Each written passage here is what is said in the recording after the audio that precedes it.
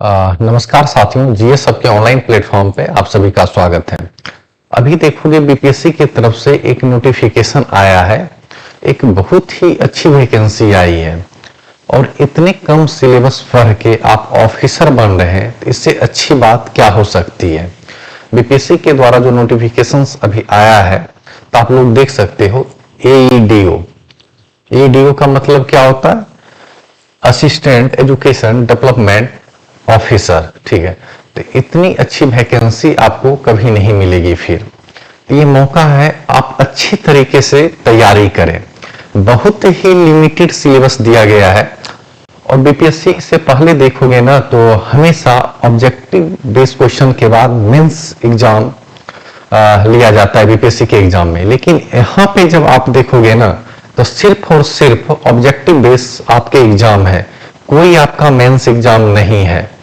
हर एक चीज को हम लोग डिस्कशन करेंगे, क्या इसमें पढ़ना है। ये तो आपको पता चल गया कि क्या पूछे जाएंगे।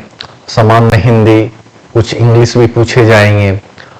एक पेपर आएगा आपका जनरल स्टडीज का, एक पेपर आपका आएगा जो मैथ और रीजनिंग से रिलेटेड रहेगा।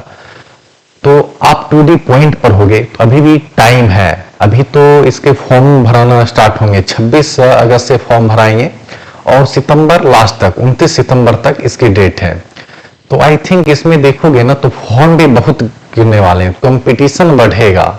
ऐसा नहीं कि जो एसआई की तैयारी कर रहे हैं, जो सीजीएल की तैयारी कर रहे हैं, या जो पहले से बीपीएससी की तैयारी कर रहे हैं, या अदर कॉम्पिटिटिव एग्जाम की तैयारी कर रहे हैं, वो भी इन सारे फॉर्म को भरेंगे। तो कंपटीशन बढ़ने वाला है, लेकिन उससे घबराना नहीं है। आपको टू दी पॉइंट पढ़ना है। उसके लिए आपको जानना पड़ेगा कि एईडीओ में क्या क्या पूछा जाता है और पूछा क्या जाता है कि सिलेबस के अंदर क्या मेंशन है, और उसमें जो मेंशन है उसके अंदर हमें कौन कौन से टॉपिक्स पढ़ने हैं। तो एक नजर हम लोग उसी पे देखेंगे। और इसके लिए हमारी क्लासेज भी आ रही है, बेहतरीन टीम गठित की गई है अंजलि मैम और मेरे नेतृत्व में, और हर एक सब्जेक्ट के एक्सपर्ट मिलेंगे।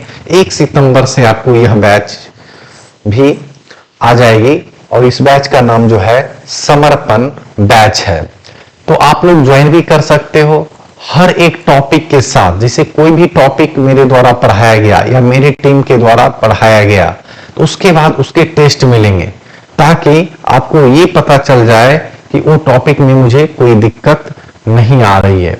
तो टॉपिक के साथ आप टेस्ट दो। जैसे कोई भी चैप्टर आप पढ़ रहे हो, चाहे कोई भी एग्जाम दो, यही रूल होता है कि यदि साथ में क्वेश्चन आप बनाते जाते हो, तो आपकी पकड़ ज्यादा मजबूत होती है और आपको अपनी गलती का भी एहसास होता है कि हम कहाँ गलती कर रहे हैं और कहाँ हमें सुधार करने की जरूरत है। तो समर्पण बैच हमारी 1 सितंबर से चलेगी और इसके लिए बेहतरीन टीम आपको मिलेगी, जो कि हर एक सब्जेक्ट के अलग अलग एक्सपर्ट मिलेंगे। और इसके साथ साथ आपको टेस्ट सीरीज भी दी जाएगी। कोई डाउट होगा तो अलग से मैम के द्वारा भी डाउट सेशन लिया जाएगा।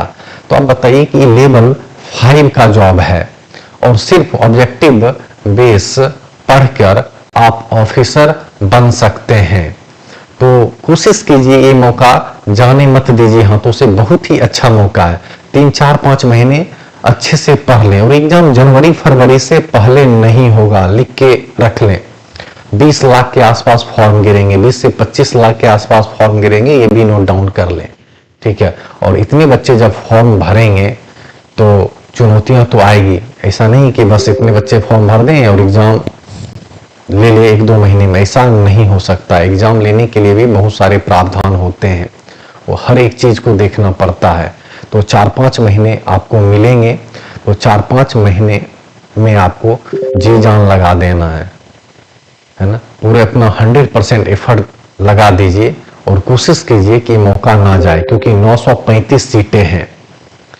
डोमिसाइल जो था वो भी इसमें लागू है। पता है कि लड़कियों के लिए अलग से आरक्षण भी इसमें मिले हैं।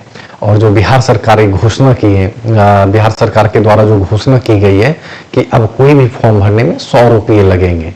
तो पहले 600-700 रुपये लगते थे, अब 100 रुपये लगेंगे। तो सोचो कि अब तो पहली बात प्राइस भी कम है, पहले ज्यादा रुपया लगते थे तो बच्चे फॉर्म भी नहीं भरते थे। तो ऐसे ही फॉर्म ज्यादा गिरने वाले हैं, कंपटीशन बढ़ने वाला है। और उन्हीं का एग्जाम निकलेगा जो इसमें जी जान लगा के मेहनत करेंगे। ठीक है, जीएस का भी इतना इंपॉर्टेंट है और मैथ रीजनिंग का भी काफी इंपॉर्टेंस है। और बिहार के एग्जाम में देखोगे इंग्लिश नहीं पूछा जाता था, इसमें 30 क्वेश्चंस आपको इंग्लिश के भी मिलेंगे और 70 क्वेश्चन हिंदी के भी मिलेंगे। तो इससे आपको घबराना नहीं है, ये सिर्फ और सिर्फ क्वालिफाइंग है। क्लियर कट लिखा हुआ है नोटिफिकेशन में, मात्र आपको 30% मार्क्स लाने हैं। अब बताओ, आप ऑफिसर बनने वाले हो और क्वालिफाई नहीं करोगे तो ये भी तो बेकार चीज है ना। तो इतना तो आप कर ही सकते हो। ठीक है, तो आइए हम लोग देखते हैं कि इसके अंदर क्या क्या पढ़ने हैं एईडीओ के अंदर। पहले देखिए यहाँ सामान्य भाषा। सामान्य भाषा में देखोगे, समान भाग 1 में समान अंग्रेजी 30 अंक के आपको मिलेंगे। ठीक है, और समान हिंदी 70, तो 70 30 100 हो जाता है। और इसके लिए भी 2 घंटा का आपको टाइम दिया गया है और कुल अंक होंगे 100। और कितने मार्क्स लाने हैं मैक्सिमम क्वालिफाइंग, मिनिमम कितने मार्क्स लाने हैं, 30% मार्क्स लाने हैं। ठीक है ना, इन बोथ लैंग्वेज। फिर आप देखोगे समान अध्ययन यानी जनरल स्टडीज की बात कही जा रही है। जनरल स्टडीज में देखोगे 100 क्वेश्चंस रहेंगे और 2 घंटा का टाइम काफी है। 120 मिनट टाइम मिल रहा है 100 क्वेश्चन, इतना तो टाइम लगेगा भी नहीं जीएस करने में। ठीक है ना, और इसके भी जो मार्क्स होंगे 100 मार्क्स के रहेंगे। ठीक है, अब देखोगे सामान्य योग्यता जनरल एप्टीट्यूड पूछा जाएगा, जिसमें मैथ और रीजनिंग मिला के 100 प्रश्न रहेंगे और यह भी 100 अंक के होंगे। और इसके लिए भी आपको 2 घंटा टाइम दिया जाएगा। तो बताइए, इतनी अच्छी वैकेंसी आई है तो कोशिश कीजिए कि अपनी एक सीट जरूर पक्की कीजिए। ठीक है ना, तो इस बार मौका जाने मत दीजिए कि इतने कम सिलेबस पढ़ के आप ऑफिसर बन जा रहे हैं, तो इससे अच्छी बात नहीं हो सकती है। और इसके लिए जो हमारी टीम है, देख सकते हैं अंजलि मैम हम तो है ही, साथ में देखेंगे विनीत सर हैं, हरीश सर हैं, कंचन सर हैं और सत्यम सर हैं, अपने अपने सब्जेक्ट के एक्सपर्ट हैं। ठीक है, तो यहाँ पे मैथ और रीजनिंग कंप्लीट कराई जाएगी। वो ऐसा नहीं है कि मैथ रीजनिंग नहीं कराई जाएगी, वो भी पूरी तरीके से कंप्लीट कराई जाएगी। जो भी आपके सिलेबस में लिखा हुआ है हर एक चीज हम लोग कंप्लीट करेंगे और अच्छे तरीके से पढ़ाएंगे। और पढ़ाने के साथ साथ टेस्ट भी लेंगे और टेस्ट में भी एक कट ऑफ मार्क्स रखेंगे कि आपको कहेंगे कि वो कट ऑफ मार्क्स क्वालिफाई करना है, ताकि आप मैक्सिमम एफर्ट लगाओ। मेरी तरफ से तो एफर्ट लगाया ही जाएगा, लेकिन मेरे एफर्ट लगाने मात्र से आपका रिजल्ट नहीं होने वाला है।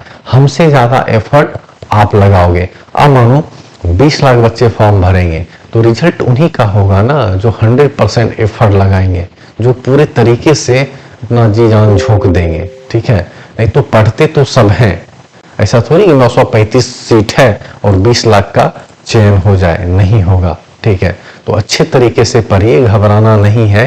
क्या पूछा जाएगा उस पे ज्यादा फोकस करना है।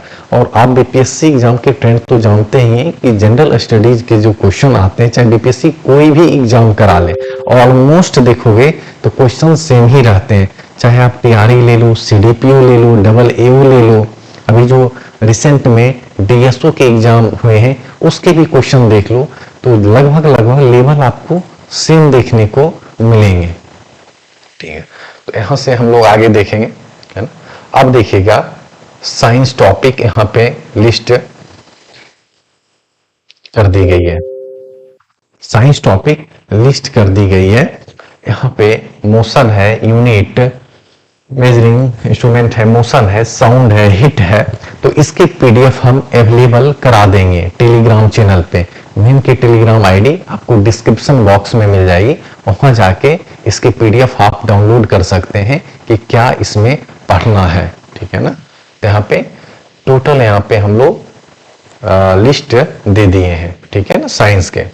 अब साइंस के अलावा देखोगे तो हिस्ट्री। अब हिस्ट्री में क्या पूछा जाएगा, एंशिएंट, मेडिवल्स और मॉडर्न, तीनों में क्या पूछा जाएगा उसके भी लिस्ट हम लोग यहाँ कर दिए हैं। और देखोगे ना मॉडर्न हिस्ट्री में वहां क्या लिखा गया है, ठीक है ना, सिलेबस में, सिलेबस के अंदर जाओगे तो वहां लिखा गया है पूरे आधुनिक भारत लिखा गया है। और लास्ट में जब जाओगे तो उसी में एक राष्ट्रीय आंदोलन, जब संपूर्ण आधुनिक भारत आपने लिख ही दिया है तो उसके अंदर ही तो राष्ट्रीय आंदोलन आ जाता है। राष्ट्रीय आंदोलन आपको अलग से लिखने की जरूरत नहीं थी, क्योंकि तैयारी का जो सिलेबस देखोगे जहां जीएस है वहां राष्ट्रीय आंदोलन लिखा गया है।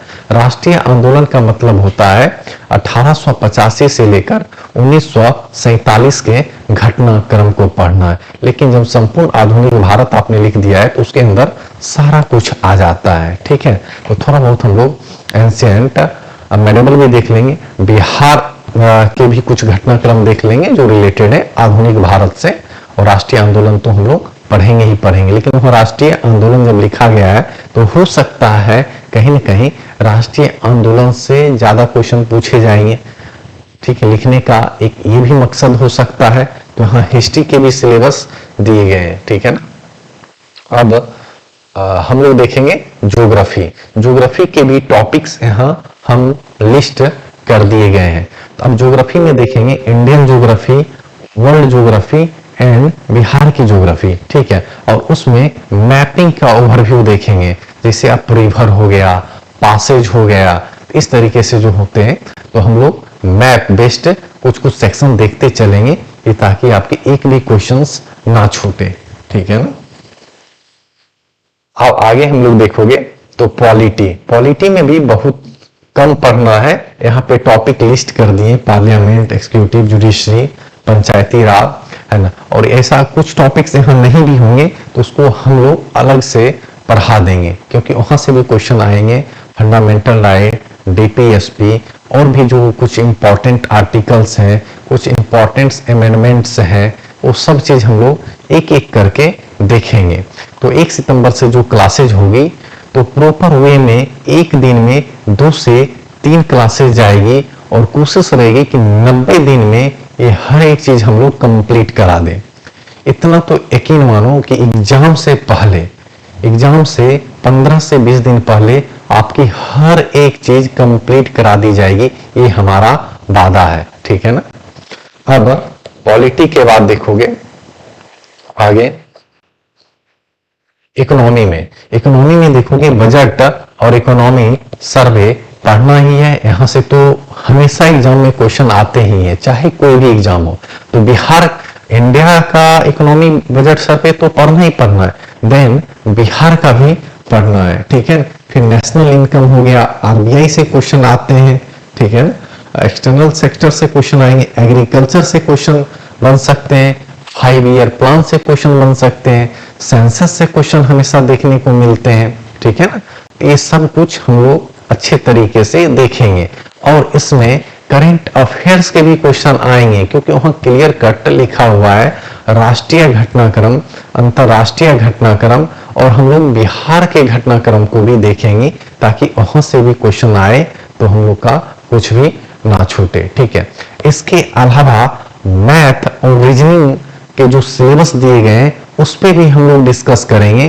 तो नेक्स्ट वीडियो जब लेकर आएंगे उसको भी हम लोग देखने का प्रयास करेंगे कि मैथ में क्या क्या पूछा जाएगा और रीजनिंग में कौन कौन से चैप्टर आएंगे या आने के चांसेस बनते हैं, ठीक है। फिर उससे रिलेटेड हम टॉपिक, एक एक टॉपिक को पढ़ेंगे और टॉपिक के साथ साथ क्वेश्चन भी बनाएंगे। और क्वेश्चन बनाने से पहले हम कहेंगे ना कि बीपीएससी जितने भी एग्जाम लिए हैं, ठीक है ना, 10 सालों में, उसके भी क्वेश्चन हम लोग साथ साथ करते चलेंगे। क्योंकि आप देख लो बीपीएससी का ट्रेंड, तो बीपीएससी का ट्रेंड देखोगे तो जीएस स्टैंडर्ड का पहले भी बोले हैं कि सारे क्वेश्चन लगभग सेम स्तर के आते हैं, एक ही लेवल के आते हैं। तो आप अच्छे से पढ़ाई करो, मेरा काम है पढ़ाना और आपको अच्छे से गाइड करना। मेरी पूरी टीम रहेगी और 3 महीने में आपको हर एक चीज कंप्लीट करा दिया जाएगा, एंड टू एंड। अभी भी कहते हैं कि जो बीपीएससी वाली मेरी बैच चल रही है, जो हम वादा करते हैं कि ये कंप्लीट करा देंगे और इस टाइमलाइन में कंप्लीट कराएंगे, तो 100% हम करा के देते हैं, ठीक है ना। तो चल रही है और एक एक बैच को हम कंप्लीट कराते हैं। इसे नहीं कि बीच मझधार में हम आपको छोड़ देते हैं। तो बहुत ही सुनहरा अवसर है, अपॉर्चुनिटी है, तो इसको भुनाइए, ठीक है ना। हो सकता है इससे अच्छा मौका आपको फिर कभी ना मिले। पहले ये जो अभी आया है EADO वाला फॉर्म बीएड वालों के लिए आने वाला था कि जो बीएड की डिग्री लिए हैं वही एलिजिबल हो पाएंगे, लेकिन अभी सबके लिए ओपन कर दिया गया है। यदि आप नॉर्मल ग्रेजुएशन किए हैं, ठीक है ना, स्नातक किए हैं किसी भी यूनिवर्सिटी से, तो आप ये फॉर्म भर सकते हैं, ठीक है ना। इसलिए ये फॉर्म ज्यादा गिरने वाला है, ये मान के चलिए, ठीक है। क्योंकि जितने भी कॉम्पिटिटिव एग्जाम की तैयारी कर रहे हैं छात्र छात्राएं, वो ये फॉर्म को जरूर भरेंगे। और ये लेवल 5 का जॉब है, और EADO पता ही कि आप इतने कम चीजों पर कर, ऑब्जेक्टिव बेस पर कर आप ऑफिसर बन सकते हैं। और BPSC का कभी भी देखोगे कि इस तरीके से फॉर्म इससे पहले नहीं आया है। इससे पहले देखो ऑडिटर का भी एग्जाम जो लेते हैं ना BPSC के द्वारा, तो वो भी देखोगे PT के बाद मेंस लिया जाता है, लेकिन यहाँ पे सिंगल एग्जाम में आप ऑफिसर बन सकते हो। तो आप लोग अच्छे से तैयारी करिए और टू द पॉइंट पर ही, इधर उधर की बातों में नहीं रहे। हमेशा सिलेबस देखें, क्या टॉपिक पढ़ना है वो देखें, और BPSC जितने भी एग्जाम लेते उसके प्रीवियस ईयर क्वेश्चन देखें। इसी से आपको आइडिया लग जाएगा कि हमें क्या पढ़ना है, क्या छोड़ना है, क्या मेरे काम का है, क्या मेरे काम का नहीं है। तो नेक्स्ट क्लासेज में मिलेंगे और मैथ और रीजनिंग के सिलेबस भी डिस्कस कर देंगे, कौन कौन से टॉपिक से क्वेश्चन आएंगे इस पे भी हम विशेष बात करेंगे, और एक एक टॉपिक को हम लोग देखेंगे। Thank you.